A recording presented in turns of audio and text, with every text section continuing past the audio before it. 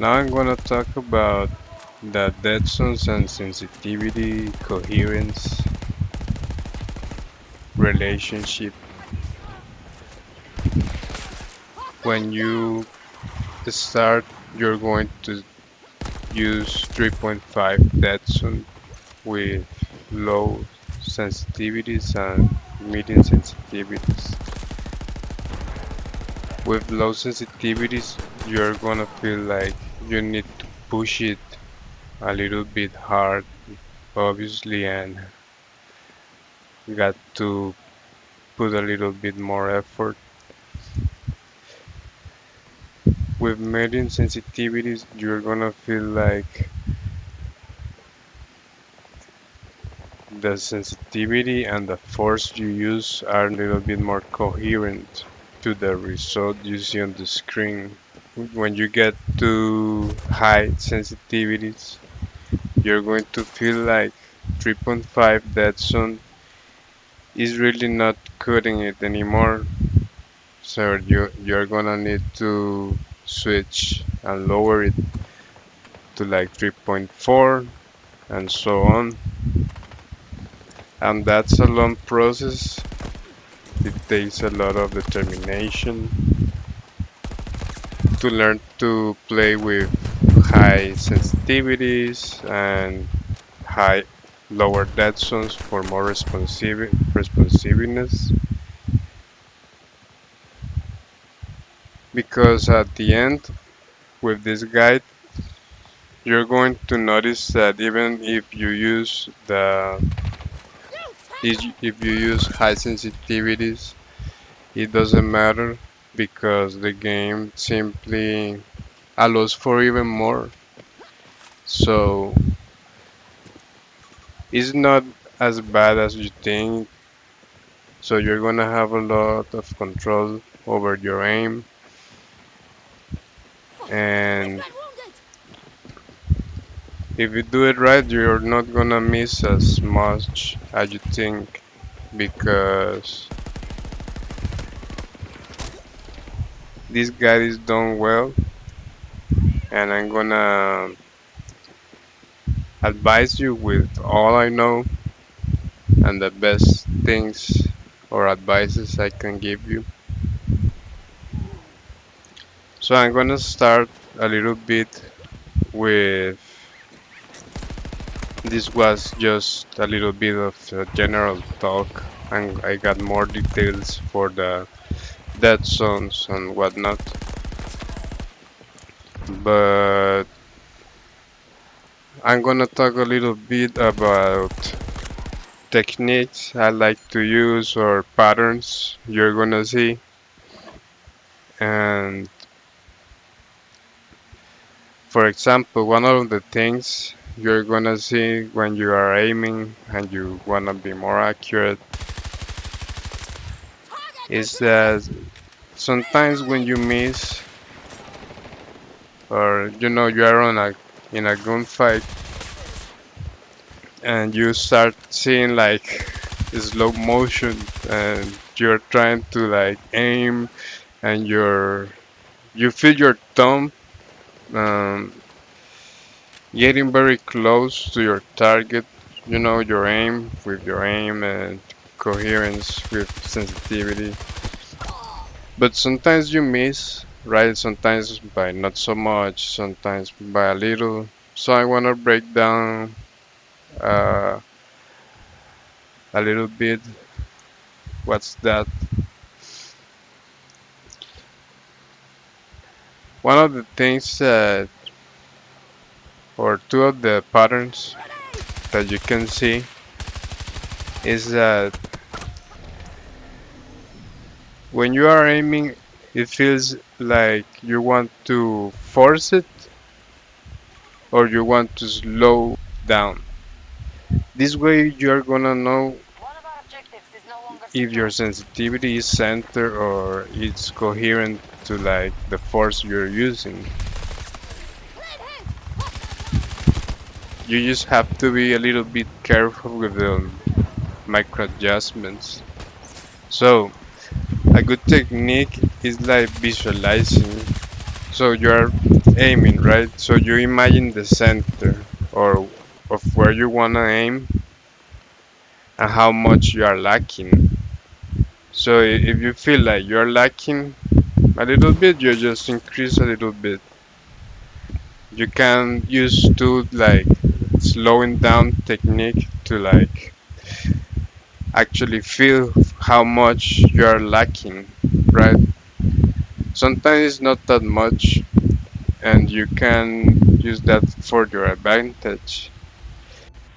What I mean by this is that when you have a sensitivity that you feel that you can increase a little bit more, you can still use something a little bit stiff because that stiffness can help you to have more control and it can serve as a pivot to know something very stable and use it as reference. But when you wanna force it, like you feel really confident in your aim, sometimes you feel like you are missing by a lot, right? So you can make a decision and make a big jump and start increasing it, not just like zero point 0.1. You can go even more just to feel like if it's really lacking by a lot, because you're gonna feel it. It's gonna feel very stiff if you're lacking by a lot, and you're gonna feel like it's even better because it feels more flexible and more accurate. So when you do that, you can really get an idea of how much you are missing by. That's a good way to know. Also, the sensitivity coherence with the force you're using, because this way the visualizing you did, you are gonna know if it's worth it or it isn't. Because sometimes, depending the distance, if it's too sensitive, it gets to be very difficult. But that's why we have different options for zooms to be coherent with that distance, right?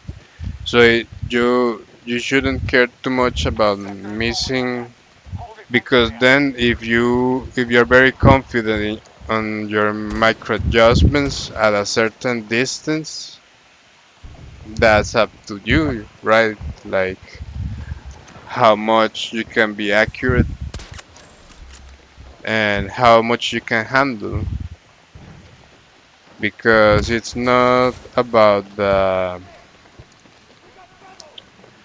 sensitivity is about how much you feel your center. So you can get a little bit crazy with the sensitivities. You can end up increasing it a lot, and actually you can be very accurate. This game has a big skill gap, right? But at the same time, you have to know your limits.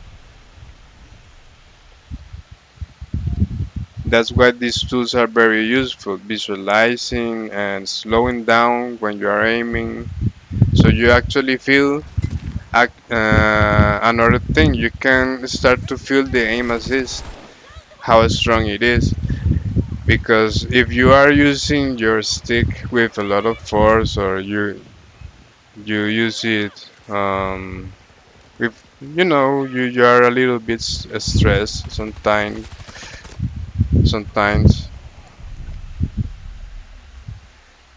I like to have like a little bit of intense gameplay.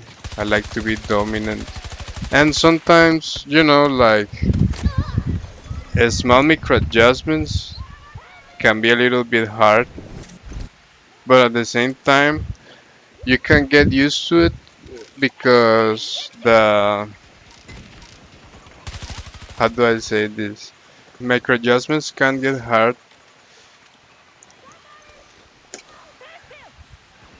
but if you maintain the coherence with the deadzone and the aim assist and the force you use, you can start to feel how much the shots are pulling when you are aiming. So it it comes down to the knowledge because you know you are centered, right? But are you really hitting your shots with the full intent you want? Or are you feeling like your shots are being pulled, right? Because that matters, I feel like. And the force you use and the playstyle you got. So, if you use a high sensitivity, and you're gonna feel like your shots are gonna be pulled a little bit more because of the intensity if you have more aim assist. So, are you really being accurate if you feel that when you are slowing down? And if you lower your aim assist, do you think you need more sensitivity? You know, those kind of things. All comes down to the playstyle and how much you like to move your stick, I feel like. Because you can get deeper, you can get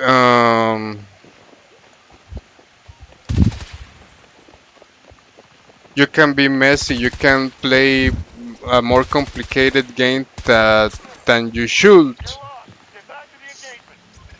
and you can choose to lower more your aim assist to be more accurate with that same complexity I'm talking about and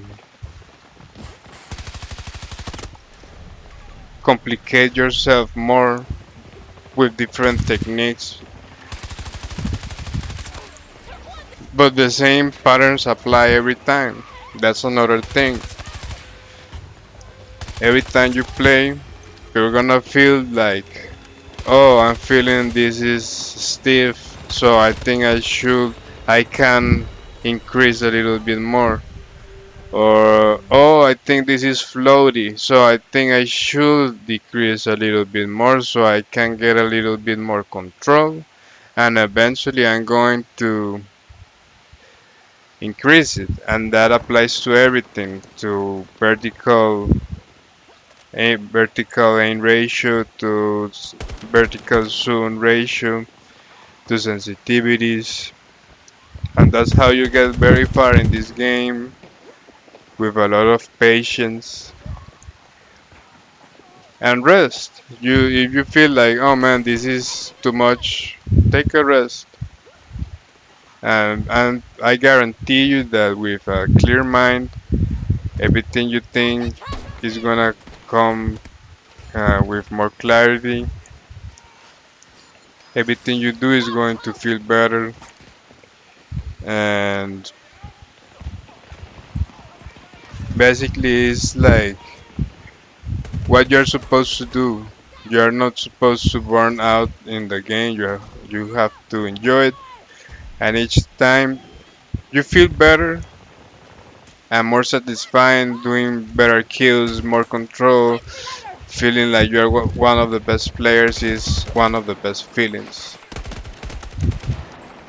I'm gonna talk a little bit about the coherence between soldier aim sensitivity and soldier zoom aim sensitivity.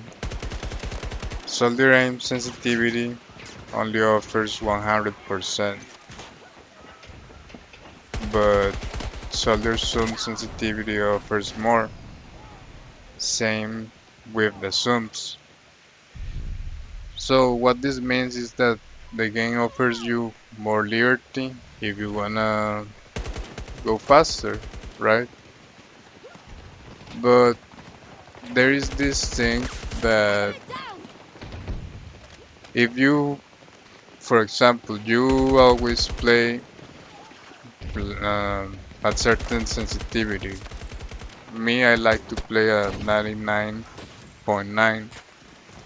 So it gives a certain feeling that you are familiar with at 100% max input threshold, like predetermined settings of the game, right?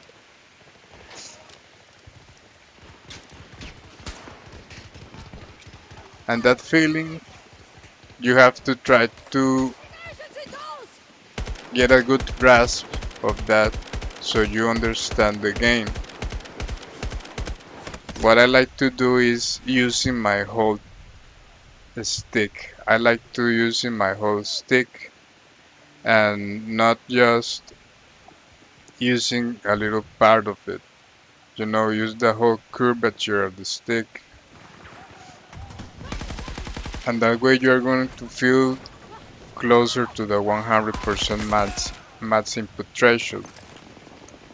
What happens is that if you increase too much the sensitivity, in this case the soldier aim sensitivity, you're going to feel like if you want to be coherent to that from the hip sensitivity, it's just gonna be a little bit too much, right? Because it's gonna shoot up faster. So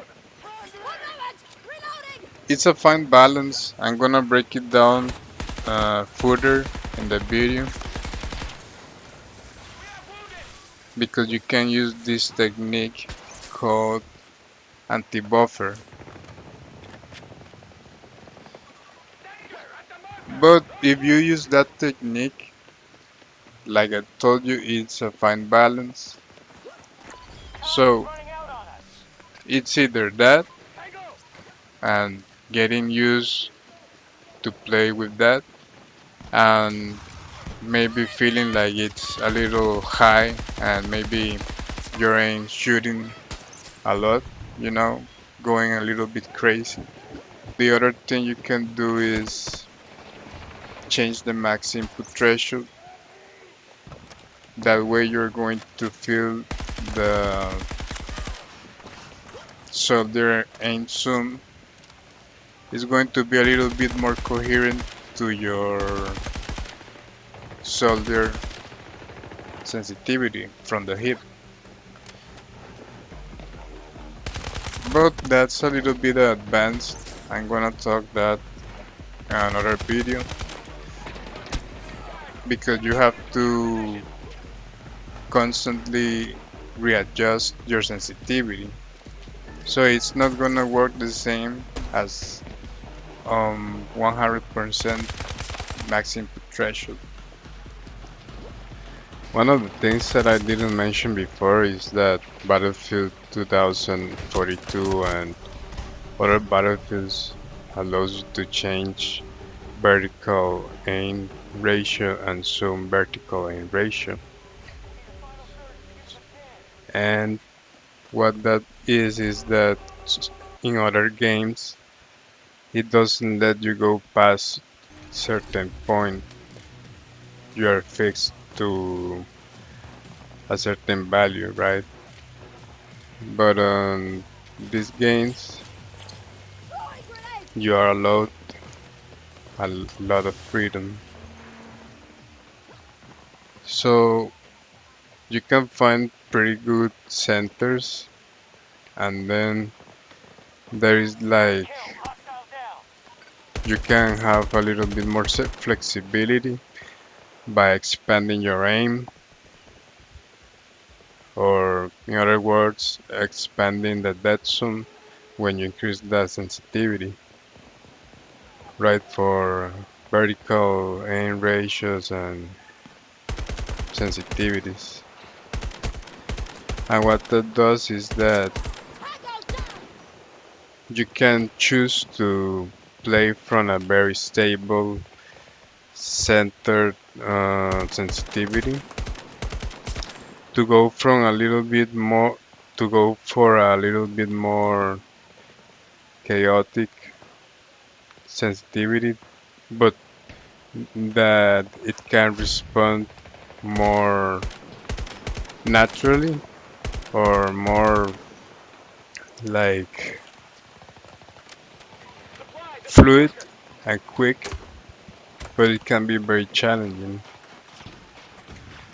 Challenging because you have to be mindful about how much force you're using to push the stick and the coherence with the sensitivity and being accurate to not over-aim or under-aim depending on the force and the sensitivity you use.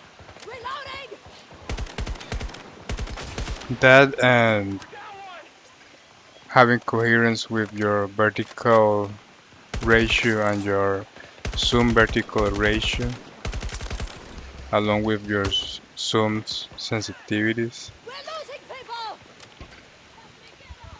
And for that, you're gonna feel like when you pass certain threshold or sensitivity,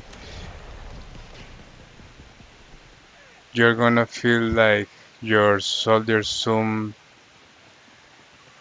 vertical ratio, you need to increase it because for it to be coherent with your sensitivity, you are gonna feel like you need to increase it so it doesn't feel so stiff. You can use different values, but I feel like the more coherent you are, the more intercept and it's easier to feel the coherence when they are closer to each other. So if you use something very different on terms of coherence, you're gonna feel like you have to work harder. Now I'm going to explain a little bit more about the technique that that I like to use to move less the stick and still have a little bit of accuracy. It's the anti-buffer.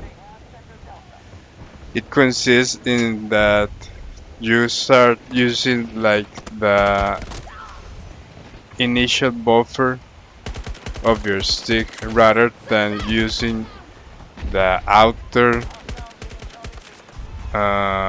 stick acceleration that you feel when you extend your stick past a certain point.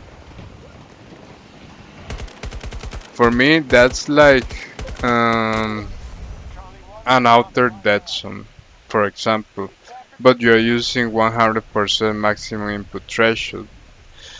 So what you're doing is simply like expanding your deadzone to the point that you can use the anti-buffer technique